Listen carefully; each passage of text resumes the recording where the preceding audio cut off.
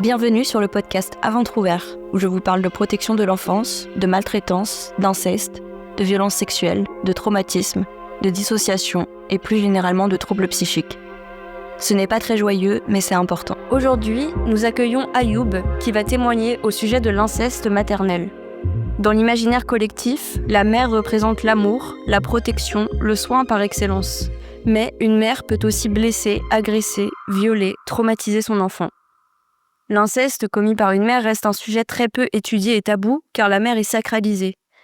Souvent, les mères incestueuses voient l'enfant comme un prolongement d'elles-mêmes, dont le corps leur appartient. Toutes les limites sont effacées. Cet inceste est difficile à discerner parce qu'il se mêle souvent aux soins, passe par le dévouement, se confond avec l'amour. C'est aussi parce qu'à l'origine, la mère et le bébé sont en fusion.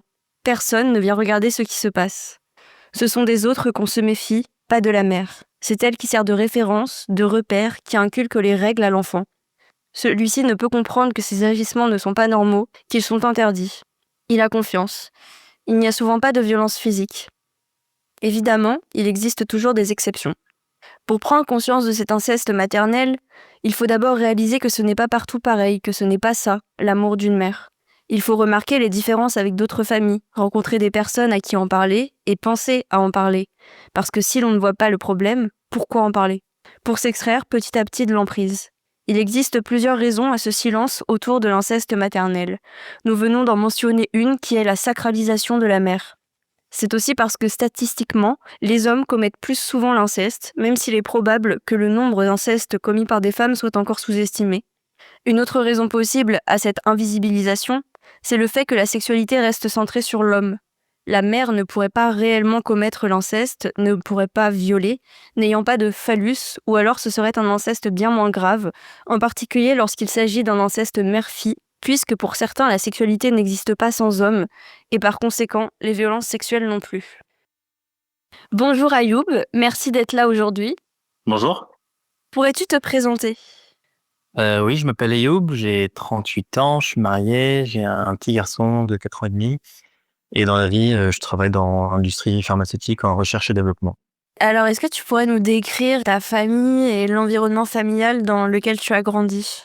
Alors, j'ai grandi dans une famille plutôt modeste. J'avais une sœur jumelle, un grand frère et mes parents qui étaient ensemble. On vivait dans une maison en banlieue parisienne. Pour moi, tout allait très bien. C'était une famille classique. On se chamaillait beaucoup avec les frères et sœurs. Voilà, mais en tout cas, moi, je pensais à l'époque que c'était normal. Et mes parents travaillaient beaucoup. Ils accumulaient beaucoup de boulot. On les voyait pas souvent, mais en tout cas, voilà, ils travaillaient beaucoup et on manquait vraiment de rien. On partait chaque année en vacances. On avait tout ce qu'on voulait. On passait les week-ends avec les oncles et tantes et tout ça. Donc, ouais, je dirais une enfance classique, on va dire. Mais bon, ça, c'est un peu ce que moi, j'avais un peu idéalisé, parce qu'il y avait tout un pan que j'avais, enfin, pas oublié, mais que, en gros, j'avais banalisé et que, pour moi, vu qu'il y avait quand même beaucoup de positifs dans la vie que j'avais, tout l'aspect négatif était inexistant. Donc en fait, t'as pas fait une amnésie traumatique comme on en entend souvent parler, c'est plutôt que tu n'avais pas mis des mots sur ce que t'avais vécu. Tu les vois maintenant, les actes. Exactement. En fait, j'ai jamais rien oublié, mais c'est juste que, enfin, j'étais incapable de comprendre que c'était des choses qui se faisaient pas ou que c'était parfois de la maltraitance ou que ça pouvait être grave. Enfin, pour moi, c'était la vie que j'avais et puis je me posais pas spécialement de questions. Je me disais juste, de toute façon, je voyais bien qu'il y avait pire ailleurs et donc pour moi, la vraie violence, c'était ce qu'on pouvait voir dans les témoignages classiques d'enfants battus et tout ça. Et de viol, ce qui pour moi n'était pas du tout mon cas, en tout cas ce que je pensais quoi. Et alors, à quel moment et comment tu as pris conscience que quelque chose n'allait pas dans ta famille ? En 2017, à l'époque, ça faisait 1 an et des poussières que j'habitais en Hollande, aux Pays-Bas, pour le boulot. Et en fait, j'ai décidé de retourner vivre chez ma mère parce que elle était tombée malade et qu'il fallait que quelqu'un soit avec elle jour et nuit, quoi. Donc, j'ai décidé de revenir vivre chez elle.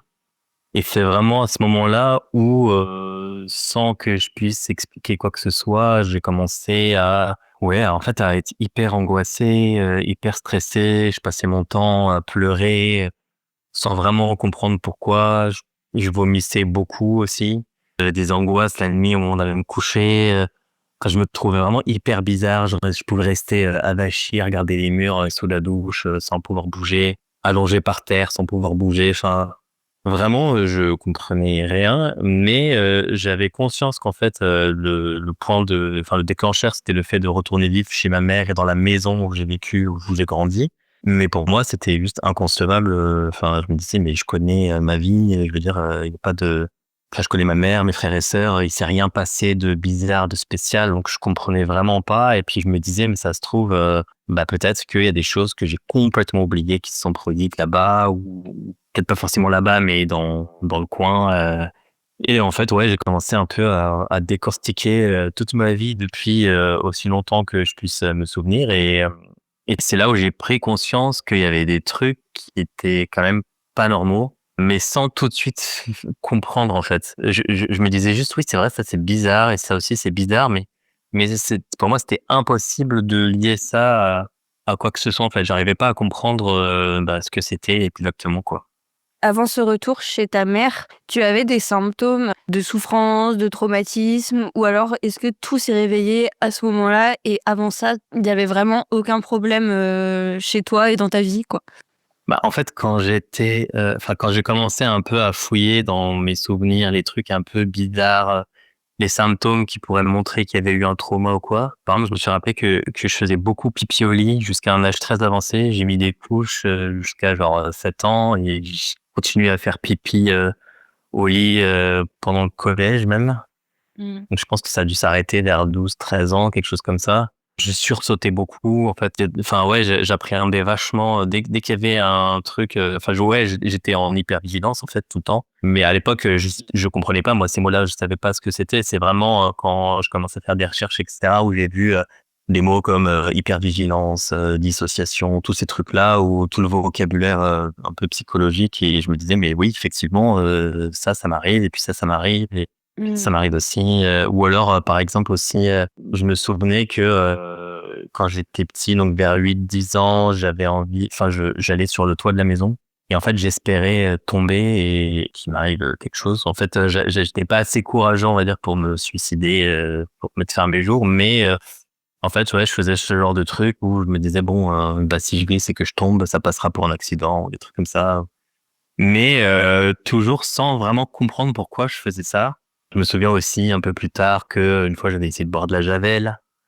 Donc en fait, il y avait des trucs qui montraient que j'étais pas bien, que je souffrais, mais en fait, je me disais à l'époque, bon, en fait, je suis ma diva, quoi. Genre, je suis en train de, je suis pas content pour un truc et je suis en train, enfin ouais, je suis excessif. Le problème vient sûrement de moi, en fait. Si jamais je sais pas, mon frère, ma sœur, ma mère me font ces remarques-là, c'est qu'en fait, ils ont raison et que j'ai tort. Et donc, du coup, ouais, je me disais, putain, je suis un fou, quoi. Je suis pas net de réagir comme ça à ces choses-là. Donc, ouais, il y avait plein de petits indices comme ça. Ou alors, ouais, enfin, j'avais des phobies aussi, des phobies que j'expliquais pas trop. Alors, je me disais, bon, peut-être que c'est lié à ça, peut-être que c'est pas du tout lié à ça, j'en sais rien. Mais en fait, voilà, j'ai commencé à décortiquer vraiment tout et n'importe quoi et j'essayais de comprendre un peu pourquoi j'étais aussi mal, pourquoi j'étais en train de m'éteindre. Et ouais, donc en fait, je pense que ça, c'est des petits trucs qui m'ont mis un peu sur la voie qu'il y avait quelque chose qui allait pas, quoi. Oui, donc même sans en avoir conscience, tu avais déjà des symptômes, depuis le début, en fait? Enfin, il y avait déjà des conséquences à ce que tu subissais, même si, à l'époque, tu voyais pas spécialement le problème dans ce qui se passait? Et oui, oui, c'est ça.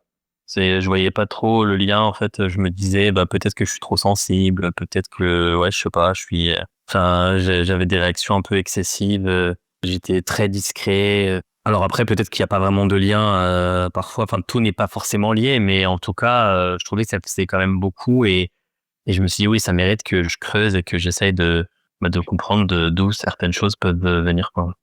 OK. Et donc, tu es retournée chez ta mère. Ça a été quoi le processus ensuite vers la prise de conscience? Ça allait pas du tout. Une fois que je suis retourné, chez elle, les symptômes ont continué, donc j'arrêtais pas de pleurer, de vomir, et en fait, au bout d'un moment, pour moi, c'était devenu insupportable de pas comprendre, en fait, de pas savoir d'où venait, ce mal-être et tout ça, donc j'ai décidé d'aller voir un psychologue. Et c'est là où j'ai commencé à tout raconter, et ça a été un long travail avant de comprendre en fait la réalité, quoi. Donc moi, il s'est écoulé à peu près 3 ans avant que le psychologue daigne me dire que en fait j'étais dans un climat incestuel, donc pas incestueux mais incestuel. Et c'est vraiment récemment avec un deuxième psy et un psychiatre où là on m'a dit qu'il y avait bien des actes incestueux en plus de la situation incestuelle. C'est vraiment très récemment que j'ai intégré que oui, ça pouvait être de l'inceste, et que j'étais victime de maltraitance, d'abus, et enfin d'abus sexuels, quoi. Mais ouais, j'ai mis énormément de temps à intégrer ça, à le conscientiser, parce que parfois voilà, on a tous les éléments en main, toutes les pièces du puzzle et tout, mais on n'arrive pas forcément à tout assembler d'un coup. Et puis une fois que même tout est assemblé, ça me paraissait tellement abstrait, tellement irréel, que je me disais non, c'est pas possible, ça peut pas être ça. Et en fait, bah si. Et Oui. sauf que je pense que j'avais une méconnaissance du sujet. Et en plus, enfin, je veux dire, dans mon cas, c'est un peu particulier parce que voilà, je suis un garçon. C'était ma mère, l'agresseur. C'était quand même vachement confondu avec des actes de soins, voilà, de tous les jours. Donc au final, c'était tellement difficile pour moi de voir de la violence là-dedans que j'ai mis vraiment beaucoup de temps à me dire ouais non mais non, non, en fait, non, c'est complètement aberrant, c'est abject, c'est extrême. Enfin, c'est pas possible que. Et en fait, je me suis dit mais comment j'ai fait pour pas me rendre compte bien avant que tout ça c'était pas normal. Je me suis senti vraiment bête. Ouais, débile, complètement attardé. Je me disais: «Mais c'est pas possible quand même, enfin, je suis pas con, je fais des grandes études, j'ai 2 doctorats, j'ai réussi à me débrouiller tout seul, un peu, partout dans le monde et tout, donc comment est-ce que ça, j'ai pas pu tilter tout de suite que c'était pas normal, qu'il y avait des choses, que j'aurais pas dû laisser faire, ou j'aurais dû mettre des stops, ou j'aurais dû mettre des limites, et cetera. Bon, après, j'ai compris que c'était pas à moi de m'éduquer, mais que c'était à ma mère de le faire, que c'était à elle de mettre les limites, mais je m'en suis beaucoup voulu et je me suis senti vraiment très bête. Donc ça a duré 8 ans. Donc le temps de tout comprendre, de tout ressasser, de tout remettre en ordre, de faire la part des choses entre ce qui appartenait à l'aspect, on va dire, culturel, l'aspect médical, parce que j'étais malade, j'avais tout un pan, voilà.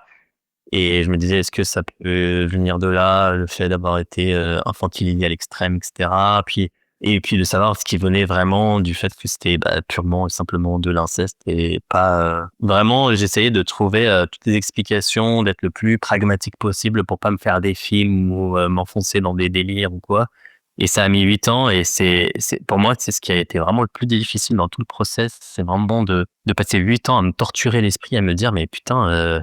Et c'est quoi le problème, quoi? Est-ce que je suis complètement fou? Est-ce que je suis en train de sombrer dans un délire psychotique, ou je sais pas, dans un délire de persécution, oui, j'essaie de me victimiser de quoi que ce soit pour essayer de l'attirer l'attention. Enfin, vraiment, c'est quelque chose qui me terrifiait, et au bout de 8 ans, quand plusieurs spécialistes, plusieurs personnes différentes, des gens, des témoignages, et cetera, sont tous allés dans le même sens, c'est là où je me suis dit, en fait, non, le problème, c'est pas moi. Le problème, c'est ce que j'ai vécu, et c'était normal que en fait je réagisse comme ça. Et bizarrement, en fait, ça m'a vachement soulagé, parce que j'étais vraiment terrifié de sombrer dans une espèce de folie où je me disais peut-être que je m'invente une vie, peut-être que je suis en train d'accuser ma mère, ma famille d'avoir été horrible, alors qu'en fait c'était tout l'inverse, etc. Et le fait que au final, on me dise, non, que c'était pas ça, que c'était bien de la violence, que c'était bien des attouchements, et cetera. Même si c'est horrible, ça m'a quand même soulagé. Et en fait, ce qui m'a le plus soulagé, c'est de me dire, ça y est, je m'approprie mon histoire, ma réalité, ma vie. Je remets tout dans son contexte, je remets le train dans les bons rails, et puis et voilà, quoi. Mais ça remet de l'ordre. Ouais, ça m'a vachement mis dans l'ordre. Et en fait, c'est vrai que j'ai grandi dans un climat où en fait j'avais l'impression de pas vraiment exister, de pas être moi-même, ou en tout cas de pas décider pour moi-même, ou de pas exister en tant que personne, voilà. Et là, le fait de m'être enfin réapproprié mon histoire, mon vécu, d'avoir remis les choses dans le bon contexte, etc., ça m'a enlevé une énorme épine du pied, et ça m'a fait un bien fou. Et je pense que ouais, si j'avais pas parlé, si j'avais pas décidé d'aller voir un psy, si j'avais pas décidé d'en parler à des amis ou même sur des forums ou quoi, je pense que ouais, je serais en train de dépérir parce que je me dis mais c'est impossible de pas savoir pour moi, c'est d'où venait le problème, quoi. Et au début, de l'entretien, tu as parlé de la représentation que tu te faisais de ton enfance avant, la prise de conscience, mais tu as pas précisé comment elle s'était passée réellement par rapport à ta mère, par rapport à tes frères, et ta sœur, par rapport à ton père. Est-ce que tu pourrais donner plus d'éléments pour que les gens comprennent?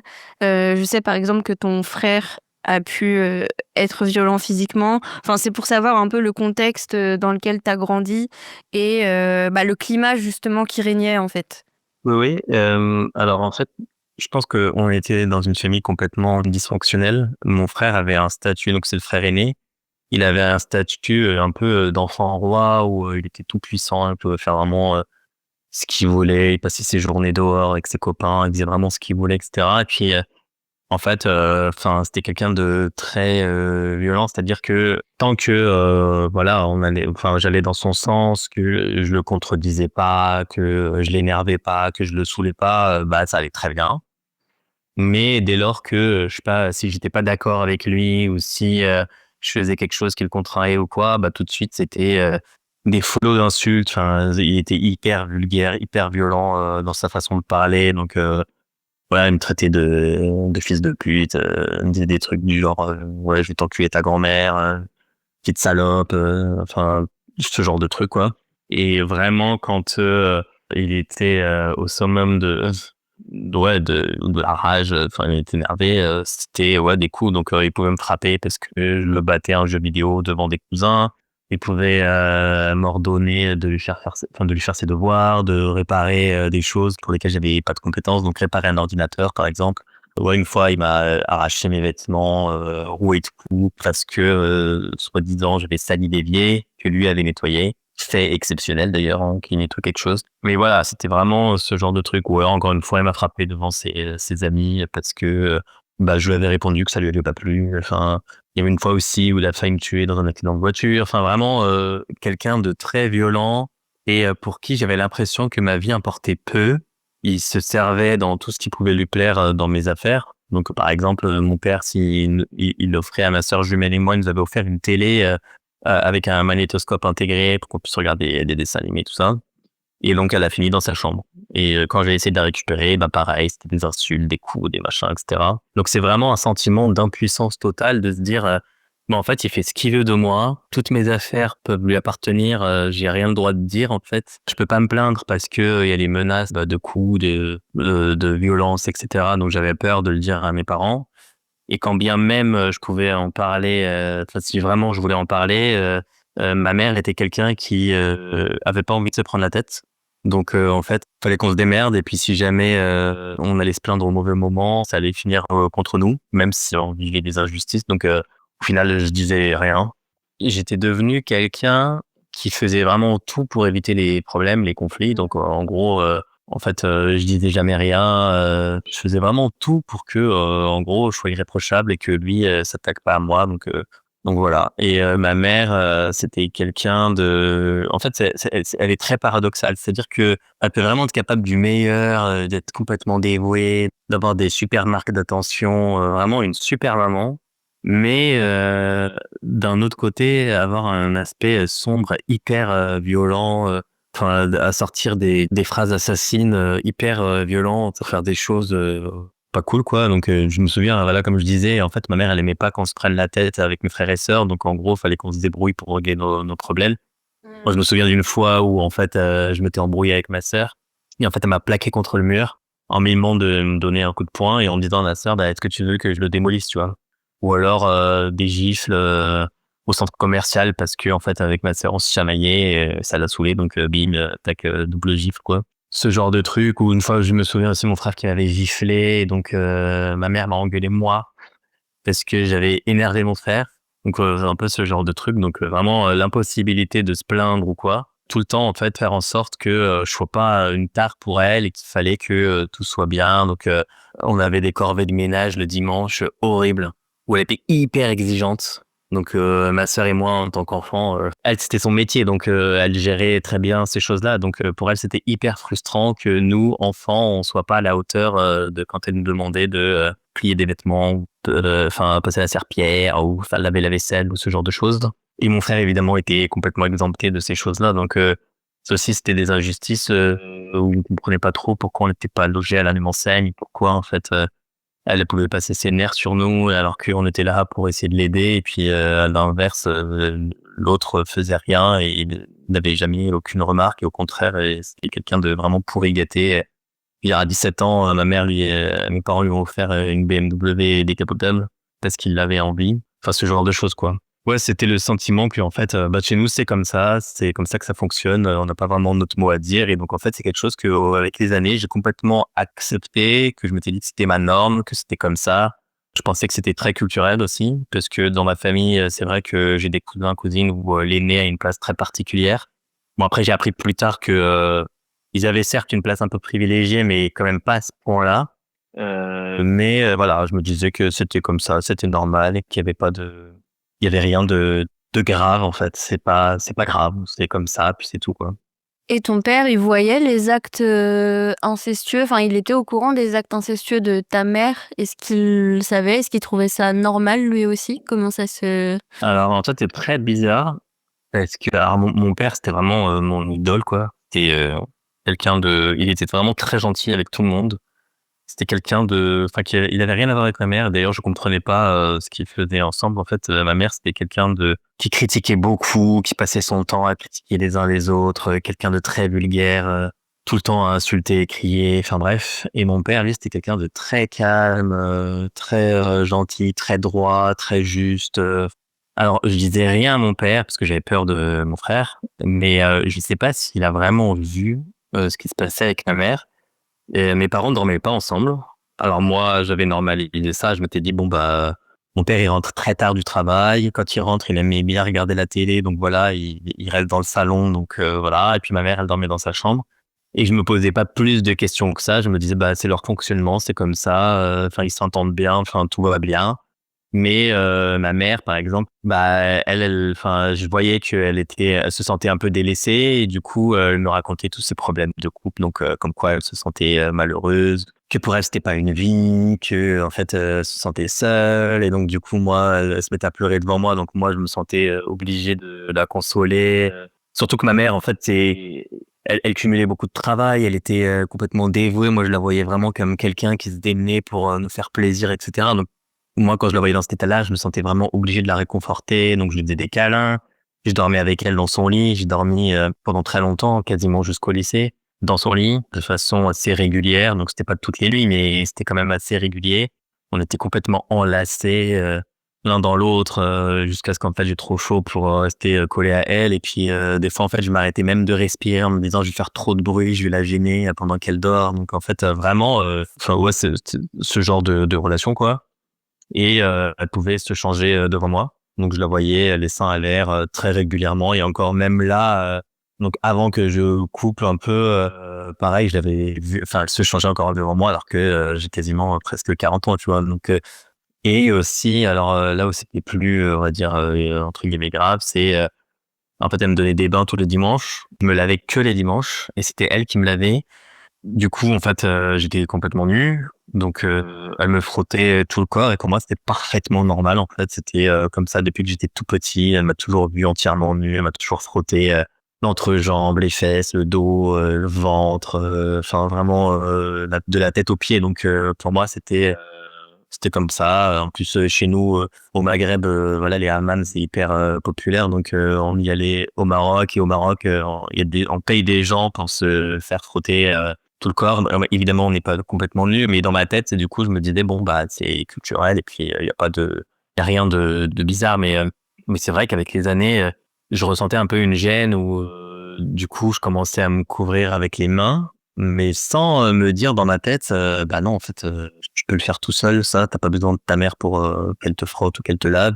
Puis elle doit pas te voir tout nu, donc tu pourrais au moins mettre un maillot ou quoi. Mais sans prendre vraiment conscience et conscientiser, je me disais juste oui, tu pourrais, mais je faisais pas en fait. Mais j'avais des gestes où je commençais à me couvrir, à me cacher. Je me découvrais vraiment qu'à la dernière minute, quand il fallait qu'elle frotte entre les jambes et tout ça. Mais j'avais pas conscience, en fait. Je pense que j'étais tellement sous emprise que je prenais pas conscience que c'était glauque, en fait, que c'était bizarre. Et quand j'ai commencé à me développer et avoir un peu de la pilosité, là, elle insistait tout le temps lourdement pour me raser. Donc, elle me rasait les aisselles, puis après, elle me rasait aussi les parties génitales.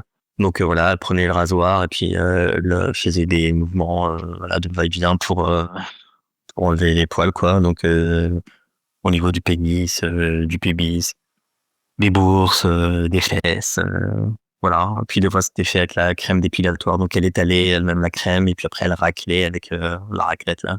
Et donc, ça a duré jusqu'à 30 ans. Et il y a même, vers les derniers bains, j'étais marié. Et en fait, jamais de la vie, je me suis dit que c'était bizarre, que c'était pas normal. Qu'en fait, même si, par inadvertance, elle voit que j'ai des poils, machin, elle pourrait me dire, rase-toi, fais-le tout seul, mais fais quelque chose pour ton hygiène ou je sais pas quoi. Mais de là à le faire elle-même et tout, jamais je m'étais dit que c'était pas normal.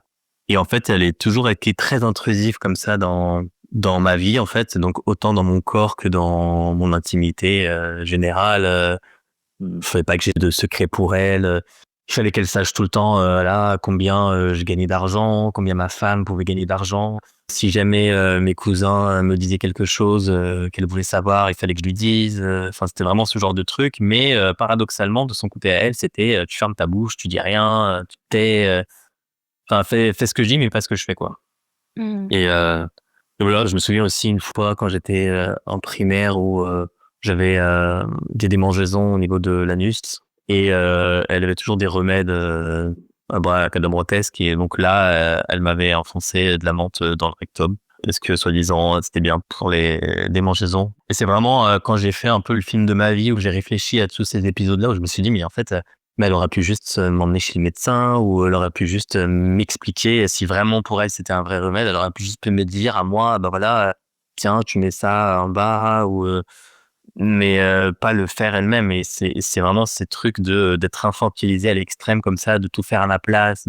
C'est là où je me suis rendu compte que c'était vraiment destructeur parce que j'avais toujours l'impression dans ma vie que en fait j'étais capable de rien faire, que il fallait toujours que j'ai l'approbation de ma mère, de mon frère pour faire la moindre chose et jusqu'à me laver, quoi. Et puis en plus, c'était vraiment posséder ton corps et le contrôler jusqu'au bout. Parce que si t'avais pas le droit de te laver en plus le reste de la semaine, ça veut dire que elle voulait que t'aies besoin d'elle, ne serait-ce que pour te laver, quoi. En fait, je pense pas qu'elle m'interdisait. Enfin, elle m'a jamais dit non, non, ça sert à rien que tu te laves, je te laverai dimanche ou quoi. Elle m'a jamais fait ce genre de remarque, mais c'était vraiment le fait de pas me suggérer, de me dire bon voilà, tu reviens du sport, va te laver. Oui, et maintenant, je trouve ça bizarre. Je me dis quand même, normalement, il m'aurait dû apprendre ces règles de base d'hygiène et de me dire enfin vas-y, fais-le tout seul, etc. Mais voilà, mais en tout cas, oui, je pense qu'elle gardait ce monopole pour elle. Je pense que c'était quelque chose qu'elle aimait faire et qu'elle voulait faire elle. Puis aussi, pareil, vers les fins de vingtaine, début de trentaine, il y avait un truc qu'elle faisait qui me rendait dingue. C'est le seul truc où je me suis dit potentiellement, c'est là où je potentiellement vu peut-être du désir ou quelque chose d'assez sexuel. Parce que pour moi, en fait, l'inceste, pour moi, ça a toujours été hyper explicite. Moi, dès qu'on me dit inceste, tout de suite, je vois le truc en mode viol, pénétration, fellation, ce genre de choses, quoi. Mais jamais je me serais dit que ça pouvait être confondu dans des soins, que ça pouvait être ce genre d'intrusion, quoi. Mais là, elle faisait un truc où je me disais potentiellement ça pourrait ressembler à un semblant de désir. Mais ça, en gros, ce qu'elle faisait, c'est que elle me caressait les genoux du bout des ongles de façon très lente. Et en fait, moi, ça me rendait dingue parce que je trouvais que c'était très érogène en fait, de toucher comme ça de façon assez lente, sensuelle, et surtout qu'en fait, je voyais dans sa tête comme un truc de comment est-ce qu'il va réagir, est-ce que ça lui fait du bien, est-ce que c'est comme un petit massage, comme on frotterait la tête de quelqu'un pour lui faire un peu de bien. Là, j'ai l'impression qu'elle faisait ça, mais je me disais mais est-ce qu'elle se rend compte, c'est quand même une zone particulière. Enfin, bon, je suis hyper sensible de cette zone-là, donc moi j'assimilais plus ça à des préliminaires qu'à vraiment une espèce de caresse amicale, mère-fils. Puis même, ça, je veux dire, en même temps, j'avais quand même 28, 30 ans, donc enfin même c'est des gestes qui à cet âge-là sont un peu déplacés. Enfin, et ça, c'est vraiment un truc, même aujourd'hui, ma propre femme peut pas me caresser cette zone-là, quoi. C'est pas possible. Quand on venait de se rencontrer, elle l'avait fait une fois et en fait, je me suis complètement bloqué, fermé, je voulais plus me parler. Enfin, vraiment, j'étais pas bien et c'était une réaction très excessive et je comprenais pas pourquoi c'était aussi excessif. C'était l'époque où je me posais encore beaucoup de questions. Je me disais, mais putain, enfin, merde, pourquoi je réagis comme ça? C'est pas normal, mais enfin, voilà, quoi. C'était ce genre de relation que j'avais avec elle. Et tu sais si elle donnait le bain à tes... Enfin, si je peux appeler ça comme ça, hein, mais si elle donnait le bain à tes autres frères et sœurs? Alors ma sœur, je sais pas, je pense pas. Je sais qu'elle lui a donné quand même, peut-être la dernière fois que je dois me souvenir, c'était peut-être en primaire ou au collège. Par contre, mon frère, aujourd'hui encore, il a 4 ans de plus que moi. Aujourd'hui encore, je sais qu'elle lui donne. Mais je sais que lui a toujours été couvert, et cetera. Bon, après, ça justifie rien, hein. Même en étant couvert, je trouve ça hyper bizarre. Mais ouais, je sais que lui aussi, après, je sais pas si c'était fait de la même façon, s'il y avait eu les mêmes, ouais, je sais pas. Après moi, c'est un peu particulier. Mon frère, lui, il était vu vraiment comme le deuxième homme de la maison, celui qui se débrouille par lui-même, sur qui on peut tout le temps compter, quelqu'un de très mûr, de très mature, et cetera. Donc alors que moi, j'ai de plus vu comme le petit dernier, le petit enfant, celui qui est incapable de faire quoi que ce soit par lui-même, et cetera. Donc je me dis, est-ce que quand elle lui donnait des bains, c'était pas juste lui frotter le dos, voilà, histoire d'eux, et puis voilà. Mais en tout cas, voilà, j'étais pas dans la salle de bain quand c'est mon frère qui était lavé par ma mère, mais en tout cas, moi, oui, ça se déroulait en tout cas comme ça. Et aujourd'hui, est-ce que tu parles encore à ta mère? Est-ce que tu as parlé de ce dont tu avais pris conscience et de ce que tu as vécu aux autres membres de ta famille? Où est-ce que tu en es aujourd'hui à ce niveau-là? Non, c'est-à-dire que en fait, j'en ai jamais parlé à aucun membre de ma famille parce que je pense qu'en fait, ils sont tellement sous emprise encore aujourd'hui. Enfin, moi, je suis le seul qui a réussi à casser un peu ce schéma-là. Donc, je suis parti à 400 kilomètres de chez eux. Donc, je vis plus du tout avec eux. Mais mes frères et sœurs sont encore à 5 minutes de chez ma mère. Ils sont hyper, on va dire dévoués, ouais, pour elle. Donc même s'ils commencent à leur âge à en avoir un peu marre de ses humeurs, et cetera, mais ils restent quand même. Et je pense que si jamais j'en parle avec eux, je serais vu. Alors peut-être que je m'avance, hein, peut-être que pas du tout, et peut-être que j'aurais leur soutien, ce qui m'étonnerait, mais peut-être. Mais en tout cas, je pense que ça a été tellement banalisé qu'on va me dire non mais vas-y, c'est quoi ces films que tu te fais, tu te prends pour qui? Il y en a qui souffrent vraiment, il y en a qui sont vraiment défoncés, qui se font vraiment violés, machin, etc. Toi, d'où tu parles en fait, t'as eu tout ce que tu voulais, ta mère elle t'a acheté enfin des jouets, des jeux vidéo, t'a permis de faire des grandes études, machin, etc. Donc de quoi tu te plains en fait? Donc je pense que juste pour ne pas entendre ce genre de discours, je leur en parlerai pas et voilà. Après mon frère, j'ai coupé avec lui parce que il est allé beaucoup trop loin. Il y a eu du manque de respect envers ma femme et même mon bébé. Je lui ai pardonné, mais je veux plus avoir rien à faire avec lui. Chacun sa route et chacun sa vie et voilà. Je lui souhaite pas de mal, mais en tout cas, je veux pas qu'il fasse partie de ma vie. Et ma mère, en fait, j'ai coupé sans vraiment couper. C'est-à-dire que une fois que j'ai pris conscience, que quand même vivre avec elle, c'était très difficile et que ça me pesait lourdement dans ma vie. C'est-à-dire que moi, quand je me suis marié et que j'ai eu mon fils, avec ma femme, on savait pas trop où est-ce qu'on allait vraiment habiter. On se disait, bah, on va essayer de s'installer dans la région parisienne, près de chez ma mère.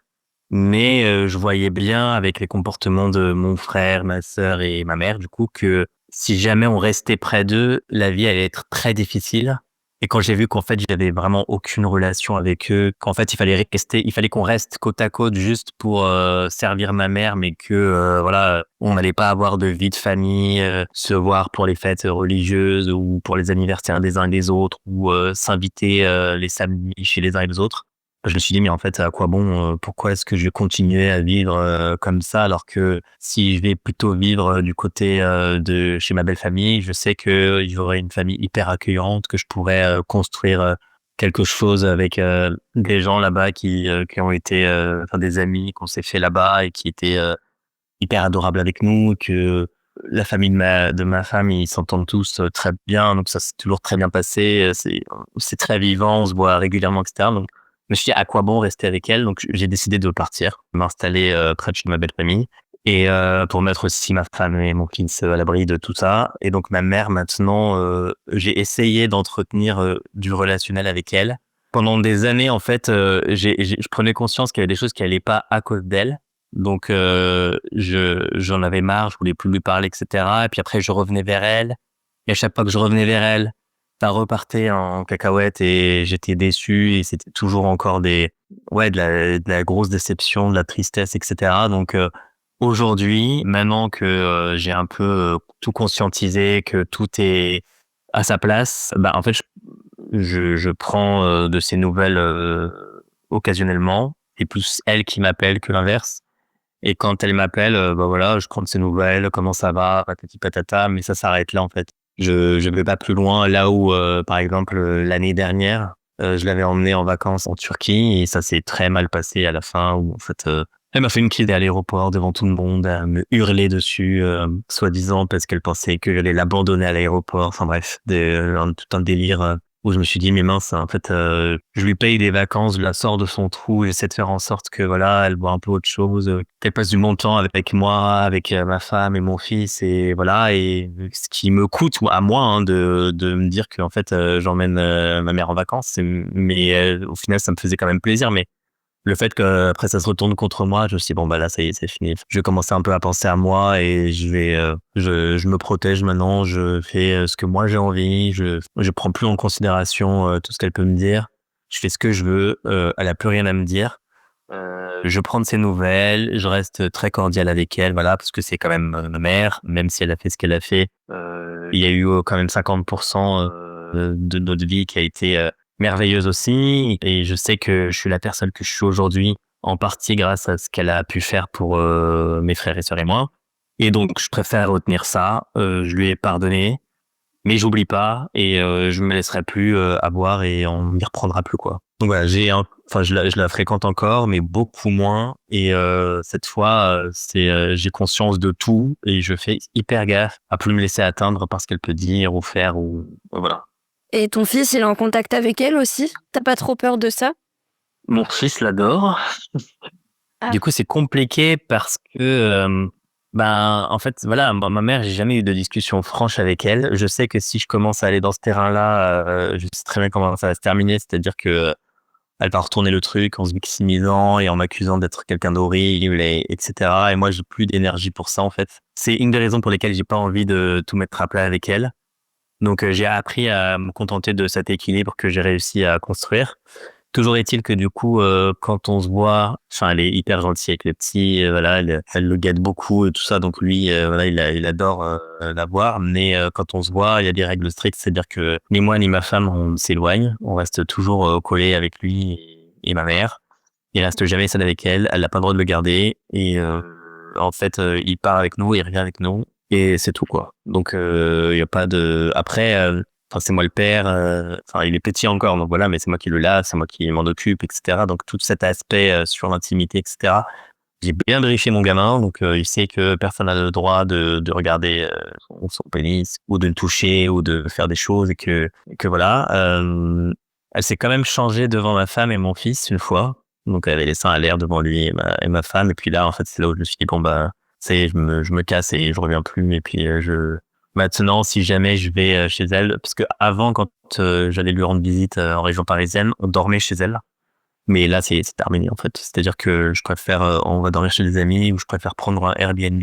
Si jamais il faut la voir, bah c'est en coupant, voilà, pour dire bonjour et dire qu'en fait on est que de passage et qu'on doit partir, je sais pas où là. Mais en tout cas, maintenant, oui, j'ai réussi à faire en sorte que ça ne m'atteigne ni moi ni ma famille, mais que du coup, voilà, elle puisse quand même continuer entre guillemets à jouer son rôle de mère avec moi et son rôle de grand-mère. Mais selon mes règles, voilà. Oui. Et ta femme, elle t'a aidé dans tout ce parcours de prise de conscience qui a eu l'air d'être compliqué quand même? Alors oui, ce qui est marrant, c'est que j'ai rencontré ma femme pile au moment où tout commençait à se casser la gueule. Je pense que, enfin, après j'ai compris et les psychologues m'ont expliqué que c'était de la dissociation, mais moi à l'époque, je comprenais pas comment j'arrivais d'un côté à faire, enfin, à nouer une relation avec une fille, à aller au travail et d'un autre côté à être complètement déprimé, en train de dépérir total, de passer mon temps à vomir et pleurer, allongé dans mon vomi. Enfin bref, j'avais l'impression d'être 2 personnes complètement différentes. Elle est arrivée à ce moment-là et en fait, quand j'ai compris que ça allait être sérieux et que je voulais, voilà, qu'on se marie, qu'on fonde une famille et cetera, bah, je lui ai dit: «Écoute, j'ai une famille un peu spéciale. C'est pas, ce à quoi tu peux t'attendre». J'appréhendais vachement parce que je savais que je pense que, ouais, enfin, elle était loin de s'imaginer à quel point, ils étaient quand même bizarres. Et donc au départ, ça se passait très bien. Moi, quand j'ai dit à ma mère que je voulais me marier, ça a été, j'ai été dégoûté de sa réaction. Bah, c'était tout le temps, enfin, ça a été tout de suite, un interrogatoire, je sentais qu'en fait, c'est comme si ça l'a saoulé en fait. Alors que voilà, mon père est décédé, mes frères et sœurs étaient mariés, j'étais le dernier à pas être marié, donc je m'étais dit que voilà, elle serait peut-être contente qu'enfin moi aussi, je fasse ma vie quoi. Mais bref, et donc du coup, j'ai prévenu ma femme et moi à l'époque, comme j'étais pas conscient totalement, j'ai commencé à lui parler de choses, que je trouvais un peu bizarres et cetera, mais sans dire que c'est de l'inceste, parce que déjà je savais même pas que moi c'était de l'inceste. Mais voilà, je disais: «Oh ça c'est bizarre» et cetera. Donc c'était plus des discussions où en fait elle m'aidait un peu à éclaircir les choses, essayer de m'éclairer, parce que ce qui est bizarre dans tout ça, c'est que quand on grandit comme ça, on sait même plus qu'on peut dire aux gens ou ce qu'on peut pas leur dire sans passer pour un fêlé en fait, parce que des fois, je pouvais dire des trucs complètement dingues et qui moi me paraissaient anodins parce que pour moi c'était ma vie, c'était ma norme et cetera. Mais les gens en face, tu sens qu'il y a une gêne qui s'installe parce qu'ils se disent: «Putain mais c'est chelou quand même de dire ce genre de choses, ou d'avoir ce genre de relation avec sa mère ou quoi».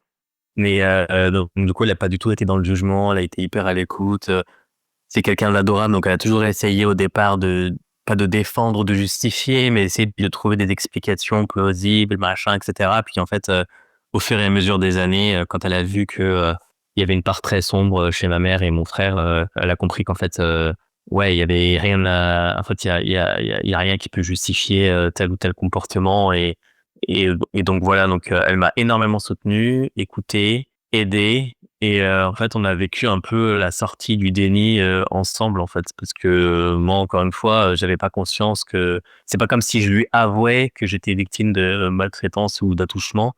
C'est vraiment, en fait, on l'a découvert ensemble, pendant notre mariage, quoi. OK, merci. De rien. Enfin, merci pour ton témoignage. Oui, pas de souci. Est-ce que parfois tu as peur de reproduire des violences, psychologiques, physiques ou sexuelles sur ton enfant? Vu que tu as grandi dans ce climat et que ça a été ta normalité, même si maintenant ça ne l'est plus. Est-ce que parfois, tu as cette peur-là? Alors oui, c'est quelque chose dont j'avais parlé au psy. J'ai plus peur de l'aspect, on va dire, psychologique, puisque encore une fois, l'aspect sexuel, enfin moi, j'en avais pas du tout conscience. Et aujourd'hui, c'est clair comme de l'eau de roche que voilà, qu'il y a des choses qui se font pas et je les ferai jamais à mon fils. Mais toujours est-il que des fois, je sais pas, déjà tu vas changer une couche ou tu vas, le laver, ou alors tu vas lui essuyer les fesses ou quoi. Et en fait, tu as peur d'être trop intrusif. Tu te dis: «Mais, ouais, tu as peur de te dire: «Bah, est-ce que je vais pas faire quelque chose qui va le traumatiser? Est-ce que je vais pas, j'essaie d'être hyper prudent, de pas, ouais, de pas enfin, d'essayer de le laisser faire tout seul, de lui apprendre, voilà, que son corps, c'est à lui, qu'on n'a pas le droit de toucher et cetera. Puis, après, il y avait des choses, enfin, bon, là, il grandit petit à petit, mais quand, il arrivait pas à s'essuyer, et que c'est moi qui l'essuyais, ouais, j'essaie de faire hyper gaffe à me dire: «Ben, voilà, faut pas que enfin, ouais, que j'aille trop loin ou quoi, que en fait, lui, se sente mal ou quoi». Donc ouais, ça me terrifiait d'être maladroit dans mes gestes et que en fait, ça le traumatise ou quoi. Et ensuite, sur l'aspect, nervosité, impulsivité, bon, c'est vrai que moi, je suis hyper impulsif et en fait, une des conséquences de ce que j'ai vécu avec, ma mère et mon frère, c'est que j'ai tellement été, bridé, soumis et cetera que, une fois que j'étais avec des gens avec qui je me sentais bien, en sécurité et cetera, je pouvais être hyper sec dans ma façon de parler hyper agressif, hyper, enfin crier, hausser le ton pour rien, m'emporter pour des broutilles, des choses qui n'ont ni queue ni tête, mais pour lesquelles, moi, je pouvais, devenir complètement dingue et cetera. Et c'est vrai que ça aussi, ça me faisait peur de me dire, bah, est-ce que, je vais réussir à garder mon calme? Est-ce que, mon fils, il va pas grandir dans les cris comme moi j'ai grandi dans les cris, et cetera. Donc, en fait, je pense le fait d'avoir, fait la thérapie, d'avoir pris conscience qu'il y a plein de choses qui viennent du fait que j'ai été éduqué d'une certaine façon, moi, ça m'aide beaucoup pour pas justement reproduire ces schémas. Toujours est-il que je serais toujours terrifié de faire quelque chose qui, pourrait traumatiser mon gamin ou quoi, mais en tout cas, je me dis que je suis sur la bonne voie et qu'en fait, tout ce que je fais, je le fais pour que lui ait pas à subir des conséquences de ce que moi j'ai vécu. Et ouais, alors après, c'est pas pour me lancer des fleurs, mais je pense que je suis sur une bonne voie. Alors, je suis pas un père parfait, mais comme tous les parents, voilà, il y a pas de notice, on fait de notre mieux, on fait comme on peut, et cetera. Mais voilà, en tout cas, voilà, j'essaie de faire vraiment au mieux et c'est un petit garçon qui a l'air très heureux et je lui pose souvent la question d'ailleurs, je dis: «Est-ce que tu es content? Est-ce que tu es heureux? Est-ce que» Il est content? ah oui, il me dit tout le temps, «Tu es le meilleur papa du monde». Et ça, c'est mon plus beau, cadeau, enfin, c'est ma victoire, quoi. C'est que je me dis que avoir réussi à construire, sur, des ruines, ouais, je suis fier de moi, quoi. Pour une fois, je peux dire que oui, je suis fier de moi, et je suis très content, d'avoir quand même réussi, malgré tout à faire tout ça, quoi. Bah, tu raison en vrai d'être fier. Oui, oui, bah, après, enfin, il faut, quoi. C'est pas la vie, c'est après voilà, on choisit pas forcément, c'est une expression hyper bateau, on choisit pas sa famille, on choisit pas, ce qu'on vit et cetera, les agressions qu'on peut vivre et cetera, mais en tout cas, comment, faire sa propre vie et comment reprendre sa vie en main, moi, en tout cas, moi, à mon échelle, je comprends que certains n'y arrivent pas et que ça soit trop difficile, mais en tout cas, moi, à mon échelle, je me suis dit que ouais, c'est à moi de faire en sorte que, bah, que eux ne gagnent pas et que moi je réussisse, et que je vive, que je mérite parce que je sais que je mérite en fait, autant que tout le monde, bah, d'être heureux, de faire ma famille, de travailler, enfin ouais, de réussir quoi, de vivre ma vie comme, je l'entends et ça, personne va le faire à ma place en fait. Mais tu raison. Moi, pendant longtemps, je me disais, que je méritais rien et cetera et je me le dis encore, 1 jour sur 2, 1 heure sur 2. Mais, l'autre heure sur 2 et l'autre jour sur 2, je me dis: «En fait, c'est l'inverse, on mérite même encore plus d'aller bien. Enfin, on devrait avoir encore plus le droit de s'en sortir, quoi», si je peux dire ça comme ça. Bon, je comprends, je valide. Il y a un point que je voulais évoquer aussi qui pour moi était hyper important, c'était le pourquoi de ce que j'avais décidé de parler. J'avais déjà fait un podcast, là c'est le deuxième. Et là en fait, dans les 8 ans où je me torturais la tête à me poser des questions, à essayer de comprendre, et cetera, je pense que, une des choses qui m'ont le plus aidé, en plus, voilà, des psychothérapeutes et franchement, voilà, je les remercie, de m'avoir aidé, mais une des choses qui m'a aussi beaucoup aidé, c'était les témoignages des uns et des autres. Le fait de pouvoir me reconnaître dans certaines histoires ou en tout cas dans certains traits de caractère ou dans certaines, définitions, certains trucs et cetera. Et je voulais aussi te remercier toi parce que, ta page Instagram à ventre ouvert, ça m'a quand même, éclairé sur plein de trucs. J'ai appris plein de choses et en fait, ça m'a permis de me rendre compte que j'inventais rien, qu'il y avait plein de symptômes que j'avais, qui avaient une explication et que tu décrivais, très justement et je me reconnaissais tellement là-dedans que je me disais: «Bah, OK, je suis pas fou, je suis, bien, j'ai bien ce truc-là, donc en fait, ça vient bien de ça» et voilà et je pense que pour moi, c'était hyper important que des gens parlent avant moi et c'est vrai que quand t'es un mec et quand c'est ta mère qui t'agresse, j'ai pas beaucoup trouvé de témoignages et je pense que ça m'aurait tellement aidé de comprendre, certaines dynamiques ou certains trucs que en fait, je me dis que je peux pas moi, avec ce que je sais et ce que j'ai compris maintenant, garder ça pour moi et aussi, il y a une autre part qui est un peu plus égoïste, mais je pense qu'en fait, plus je raconte et en fait, plus je me dis, bah, maintenant, cette histoire-là, elle existe, dans un podcast, je l'ai laissée dans le podcast et aujourd'hui, ma vie, c'est plus ça, c'est autre chose et en fait, c'est comme si j'avais enlevé tous ces trucs, de mon corps et de ma tête et que je les avais mis dans ce témoignage et qu'en fait, à chaque fois que j'ai besoin un peu de réaliser, ce qui m'est arrivé et cetera, bah, j'écoute l'histoire, mais en tout cas, elle fait plus partie de moi, on va dire. Et est-ce que tu voulais rajouter des éléments sur, parce qu'on a déjà abordé ces 2 points, mais sur, les conséquences que cet inceste maternel a eu pour toi et sur les ressources ou des choses qui t'ont aidé de façon générale. Sur ces 2 points-là, est-ce que tu veux rajouter des éléments? Bah, après moi sur les conséquences, ce que j'avais évoqué déjà c'était, en fait le fait d'avoir été extrêmement infantilisé et de devoir, d'être suradapté pour anticiper un peu, la violence de ma mère et de son autre fils là. Je suis devenu quelqu'un qui, en fait je savais plus moi qui j'étais en fait. J'avais l'impression de pas exister, de pas être quelqu'un à part entière, mais d'être quelqu'un qui, vit que pour, satisfaire, les désirs et les exigences de sa mère et de l'autre là. Pendant longtemps, en fait, je me suis dit: «Mais mince, en fait, qu'est-ce que j'ai envie moi? En fait, je suis qui? C'est quoi ma personnalité?»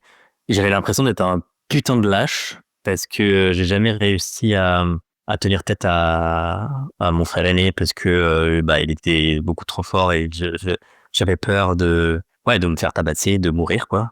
Et donc, en fait, pendant longtemps, j'avais l'impression, même dans la vie de tous les jours, tu vois, moi, je sais que quand je marchais seul dans la rue, je changeais de trottoir si jamais il y avait des gens, sur le même trottoir que moi, j'étais, devenu, complètement flippé et puis, j'avais peur des gens aussi, des gens un peu instables ou quoi, donc, j'essayais un peu de plus me diriger sur des personnes, bienveillantes et en même temps, assez fortes, physiquement et mentalement. Je me disais qu'en fait, pourraient pas me faire de mal ou quoi, donc, vraiment cette peur, en fait, ce sentiment d'être, de pas exister, de pas savoir ce que je voulais et en fait d'être un éternel, enfant en fait. De pas, me sentir suffisamment adulte pour être quelqu'un de protecteur ou quoi.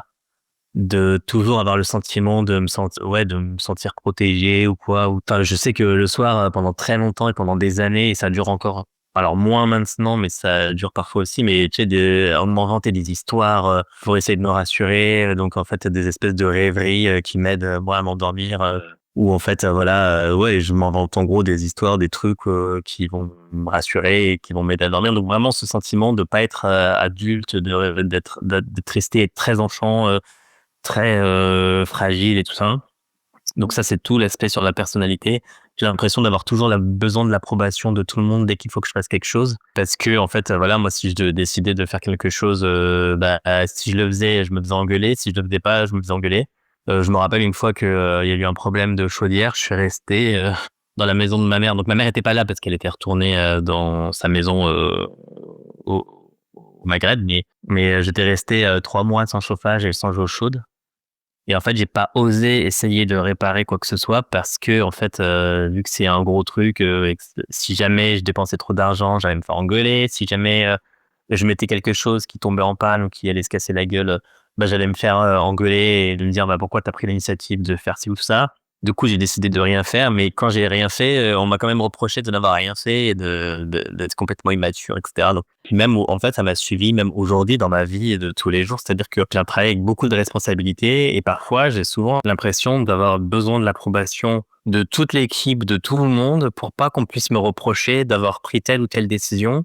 Donc en fait, comme avec ma famille, je suis là à tout calculer, à tout anticiper en me disant, là j'ai envoyé le mail, il y a une trace écrite, ça veut dire que si jamais un jour on me reproche ci ou ça, en tout cas voilà, il y a la preuve que, j'avais posé la question, que j'ai fait ci ou que en tout cas j'ai bien fait mon truc et cetera. Donc c'est vraiment ce sentiment de devoir, être tout le temps parfait et de faire en sorte que en fait tout le monde est au courant de tout, de n'avoir aucun secret pour personne, pour que tout soit, parfaitement clair, machin et cetera. Et en fait oui, ça j'ai bien vu que ça m'avait porté, pas préjudice, mais que ça me pompait une énergie considérable et que je me sentais constamment épuisé à cause de ça, que tout en peur qu'on me reproche des trucs ou quoi, alors qu'au final les gens ont toujours été hyper satisfaits, mais je me sentais toujours, médiocre, nul, en fait parce qu'on m'a fait sentir comme ça aussi. Ma mère, souvent pour remonter le moral de mon frère quand il était de mauvaise humeur, ce qui arrivait, très souvent, il se foutait de ma gueule en disant que voilà, j'étais complètement con. Enfin bref, ils essayaient de ressortir des anecdotes où j'avais fait des trucs un peu bêtes et ça c'était un peu leur truc quoi. Donc ce sentiment d'être, nul, de pas être capable, ça on me l'a dit beaucoup, «Toi t'es pas capable, ta sœur est très capable, ton frère il est capable», comme si j'étais incapable de faire quoi que ce soit alors qu'au final, dès que, j'ai su que, dans mes études, je pouvais faire des stages un peu à l'étranger, j'ai vécu un peu partout et je me suis toujours très bien sorti, je me suis prouvé à moi-même que, si, j'étais capable de vivre à l'autre bout du monde seul, sans eux et donc il y avait ça, cet aspect-là. Après, il y a l'aspect sur, la sexualité aussi parce que mine de rien, en fait, Ça, c'est quelque chose que j'ai compris vraiment récemment. Moi, il y a un truc qui m'avait beaucoup perturbé pendant toute ma vie, en fait, jusqu'à ce que je le comprenne en thérapie. Par rapport à la sexualité, c'était en fait ce qui m'excitait moi sexuellement en fait. Et en fait, c'était pas du tout le corps féminin. Moi, c'était vraiment des sentiments de rage, de violence extrême, de puissance, de trucs pas du tout en rapport avec l'amour ou quoi que ce soit. Et en fait, quand j'ai compris que en fait, avoir grandi avec ma mère, dormir avec elle, être touché par elle, qu'elle me touche les parties intimes, que je la vois régulièrement nue, que je vois ses seins, etc. C'est comme si inconsciemment j'avais assimilé le toucher du corps, la nudité, la sensualité, etc. À ma mère plutôt que à quelque chose qui est censé être de l'intimité, de l'amour. En fait, c'est comme si les choses avaient été déréglées, que qui était normal, c'est qu'on te touche sensuellement les genoux, qu'on te caresse comme ça, ou qu'on te touche le sexe ou les fesses, ou que tu vois une femme nue, que c'était ta mère en fait, et pas une copine ou pas. Donc en fait, pendant longtemps, j'ai fréquenté aucune fille. Moi, dans ma vie, j'ai fréquenté 3 filles. Je me suis marié avec 2 d'entre elles. J'ai pas eu le besoin de fréquenter des nanas, etc. Et je me demande si oui, c'était pas à cause de ce que j'avais vécu avec ma mère. J'avais très peur. Je voulais pas qu'on me touche. J'avais peur de cette intimité. Et puis en fait, je me posais des questions. Au bout d'un moment, je me suis dit, mais c'est quoi? Est-ce que j'ai pas un problème? Est-ce que je suis pas en train de devenir gay, ou je sais pas, d'avoir un problème avec ma sexualité ou quoi?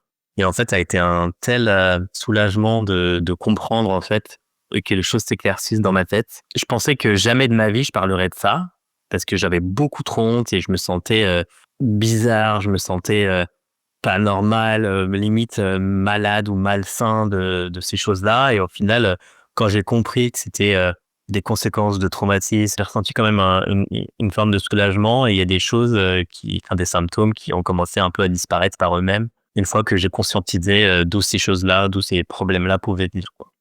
Après, tout n'est pas réglé, mais en tout cas, je suis content de me dire que voilà, il y a des choses que j'arrive à mieux comprendre, et ça me permet à moi d'avancer et d'évoluer dans mon fonctionnement et dans ces différents aspects-là. Donc, je prends plus confiance en moi. J'essaye quand je vois que voilà, mon boss est satisfait de mon travail, j'essaie de m'en prendre la tête, de plus me faire confiance, d'essayer d'avoir moins l'approbation de tout le monde. Niveau sexualité, voilà, ça reste difficile.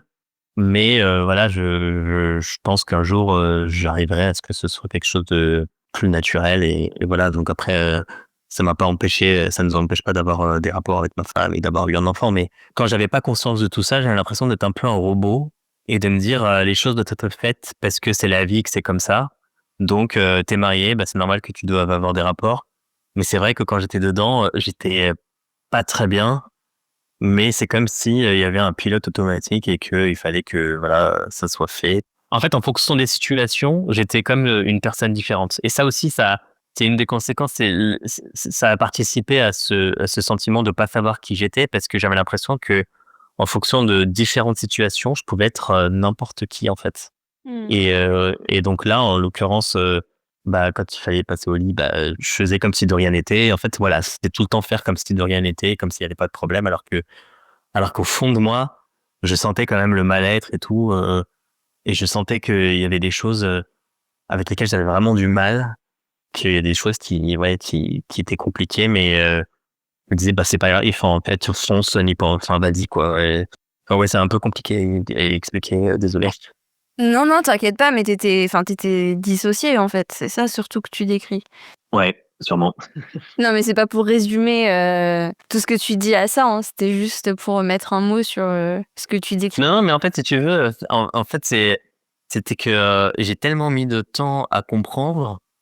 Aujourd'hui, maintenant, ça me paraît évident, mais c'est vrai que, finalement, au tout début, quand j'ai commencé à somatiser, à comprendre qu'il y avait un problème, c'est des connaissances que j'avais pas du tout, et c'était tellement incompréhensible que, en fait, c'est hyper perturbant des fois de se dire, ta vie, tu l'as menée comme si de rien n'était, en fait. Donc, pourquoi tu te plains, pourquoi tu te sens mal, pourquoi t'es malheureux, pourquoi t'es pas bien, pourquoi t'as le sentiment d'être mort à l'intérieur ou quoi, ou qu'est-ce, alors que t'as un putain de travail, une putain de baraque, un gosse super, une femme super, t'as réussi à faire tout ce que t'avais envie dans ta vie, et pourtant, en fait, ça va pas, quoi. Et ça, en fait, les gens qui savent pas ce que c'est que la dissociation, c'était tellement difficile à comprendre que parce que en fait c'est comme si en gros tu devais être tout le temps déprimé, complètement drogué, sous médoc, à pas travailler, à rien faire. Alors oui, ça arrive aussi beaucoup, mais il y a des gens qui sont tellement dissociés que en fait ils arrivent à mener différents temps de leur existence parfaitement, que tout va bien et pourtant ça va pas en fait. Et moi j'étais là-dedans et ça a vachement contribué à me dire mais en fait t'es complètement fou, tu t'inventes une vie, c'est pas possible. Enfin, ouais, c'était une énorme torture psychologique. Et là, du coup, quand tu me dis, quand tu m'expliques les choses, les injonctions paradoxales, la dissociation, tout ce vocabulaire, toute la sémantique du trauma, etc. Bah aujourd'hui, oui, je me dis, bah oui, ça me paraît moi évident, mais c'est vrai que pour les personnes qui n'ont pas connaissance de ce sujet ou qui n'ont pas traversé ça, c'est très difficile à comprendre. Et Oui, non, mais je comprends. Moi, c'est un mécanisme aussi de ma part. C'est ma façon de gérer ce que j'ai vécu. C'est ça, c'est de tout intellectualiser, de tout connaître pour comprendre et pour prendre de la distance. Et c'est vraiment comme ça que j'essaie de m'en sortir. Donc, c'est pour ça que je ressors toujours les mots parce que c'est un peu mon réflexe, quoi, pour moi-même, tu vois. Dès que je vis un truc, mon réflexe, c'est de me dire tiens, ça, c'est tel phénomène, etc. Parce que sinon, je panique. Mais voilà, on fait comme on peut, mais c'est vrai que comprendre, ça aide aussi. Ouais. Aujourd'hui, est-ce que ça va? Est-ce que ça va un peu mieux, peut-être? Aujourd'hui, ça va mieux. J'ai repris le travail. Ça faisait presque 4 mois que j'avais arrêté de travailler parce que j'ai appris il y a 5-6 mois que j'étais victime d'inceste et de maltraitance. Ça m'a fait un énorme électrochoc et du coup, j'étais plus capable de faire quoi que ce soit, que ni de m'occuper de ma maison, de ma famille, de mon travail, etc. Donc, j'ai arrêté de travailler. Et là, aujourd'hui, une fois que j'ai réussi un peu à tout conscientiser, à me réapproprier mon histoire, à comprendre ce qui allait pas dans les différents pans de ma vie, etc., à tout remettre à sa juste place, j'ai retrouvé le goût de différentes choses. Donc voilà, me promener, écouter de la musique, jouer avec mon fils, m'occuper de ma maison. Et là, du coup, je suis retourné travailler la semaine dernière et ça va. J'espère que ça va durer parce que j'ai toujours enchaîné des cycles où ça allait, puis après je ressombrais, etc. Mais maintenant que j'ai compris quand même, je pense que les prochains cycles seront quand même moins violents et je suis content d'avoir un peu pas tout résolu, mais en tout cas d'avoir compris ce que j'avais besoin de comprendre et d'avoir un peu repris le cours de ma vie aussi, quoi. Donc ça va, on va dire que ça va. Bah, je suis contente pour toi, en tout cas.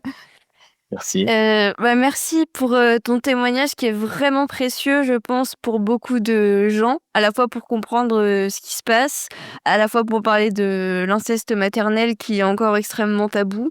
Et merci d'être venu ici aujourd'hui et d'avoir accepté de témoigner sur le sujet. Merci à toi pour tout ce que tu fais pour la tribune aussi. Merci de nous avoir écoutés. Merci à Ayoub pour son témoignage important, en espérant qu'il pourra aider d'autres victimes à poser des mots sur ce qu'elles vivent ou à se sentir moins seules. Vous pouvez aussi suivre mon travail sur les comptes Instagram À Ventre Ouvert et Dissociation Traumatique. À bientôt!